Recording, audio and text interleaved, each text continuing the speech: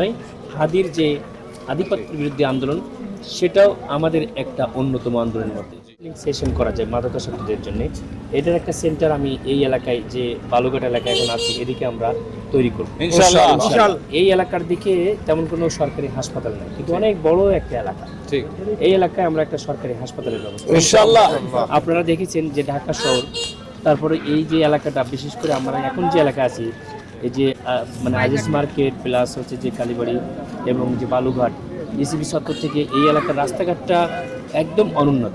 আমরা এই এলাকার রাস্তাঘাটের উন্নতি করার চেষ্টা করব ইনশাআল্লাহ। এবং ইনশাল্লাহ এই এলাকার যে পানির সমস্যা, গ্যাসের সমস্যা, এগুলোও আমরা উন্নতি করি। সর্বোপরি হচ্ছে যে নেক্সট জেনারেশনকে আমরা একটি দুর্নীতিমুক্ত সমাজ দিতে চাই। ইনশাআল্লাহ। এই যে ট্রেনিংটা সেটা শিবিরের মাধ্যমে আসে, মানুষের একদিনে হয় না।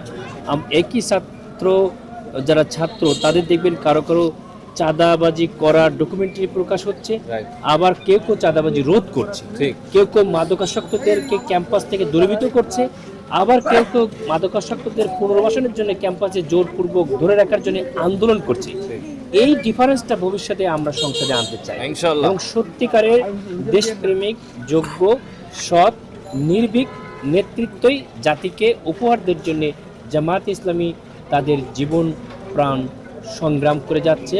ইনশাল্লাহ আগামীর ভবিষ্যৎটা একটি সৌহার্দ্য সম্প্রীতি সুন্দর সোনার বাংলা গড়ার প্রত্যয়। হাদির যে আধিপত্যের বিরুদ্ধে আন্দোলন সেটা আমরা আধিপত্যবাদ, আমরা অন্য দেশের সঙ্গে সম্পর্ক চাই, সেটা ইকুইটির ভিত্তিতে। ইকুয়ালি আমরা চাই না, কিন্তু আমাদেরও সম্মান রক্ষা করে আমরা ফ্রেন্ডশিপ করতে চাই, আমাদেরকে বিক্রি করে দিতে চাই না।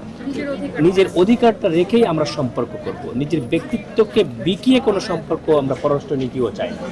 এবং অর্থনৈতিক মুক্তির যে ধারাটা, নারীদের অধিকার আদায়ের যে ধারাটা, বাংলাদেশ জামায়াত ইসলামী যে 20 তারিখে আপনাদের একটা পলিসি সামিটে আমরা দেখিয়েছি যে নারীদের জন্য সবচেয়ে বড় যে বিশ্ববিদ্যালয় সেটা আমরা করব।